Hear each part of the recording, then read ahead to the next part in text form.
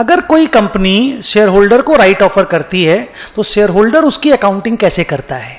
सी, right offer में free में share नहीं मिलता, आपने को पैसा देना पड़ता है। तो इन्वेस्टर जितना पैसा कंपनी को देगा वो अपने इन्वेस्टमेंट को उतने रुपए से ऐड कर देगा। So a simple journal entry will be passed, investment account debit to bank by the amount of the by the amount paid by the shareholder to the company.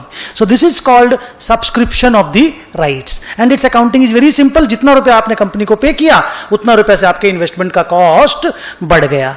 But अगर कोई share holder ये चाहे कि हम उस right को renounce कर दें, सब्सक्राइब नहीं करें, किसी और के फेवर में रिनाउंस कर दें, तो रिनाउंसिएशन का कुछ पैसा मिलेगा सामने वाले से, सेल ऑफ राइट जिसको बोलते हो उसका कुछ पैसा मिलता है। तो उस रिनाउंसिएशन प्रोसीड की अकाउंटिंग कैसे होती है कि रिनाउंसिएशन प्रोसीड का सारा पैसा प्रॉफिट एंड लॉस अकाउंट में एज एन इनकम बुक होता है। Means it's cash account debit to renunciation proceeds, renunciation proceeds account debit to profit and loss account.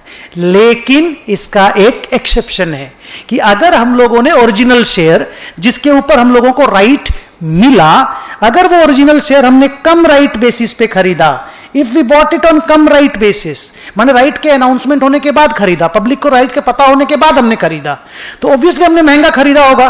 तो उसके बाद अगर हम रिनाउंस करते हैं, कम राइट में खरीदने के बाद मेरे पास जो राइट का फॉर्म आएगा, मैं अगर रिनाउंस करूंगा तो जो रिनाउंसिएशन का पैसा मिलेगा that will be treated as reduction of my original cost of investment. मैं अपने कॉस्ट ऑफ इन्वेस्टमेंट को गिरा दूंगा to the extent of my fall in the original share का प्राइस। मतलब अगर ओरिजिनल शेयर मैंने 50 रुपए में खरीदा और बाद में उसका दाम गिर के 45 रुपया हो गया और मेरे को राइट रिनाउंसिएशन से मान लीजिए 8 रुपया मिला, तो आउट ऑफ 8 रुपीज 5 रुपया I will reduce my cost of investment and only 3 rupees I will take to my profit and loss account as my income.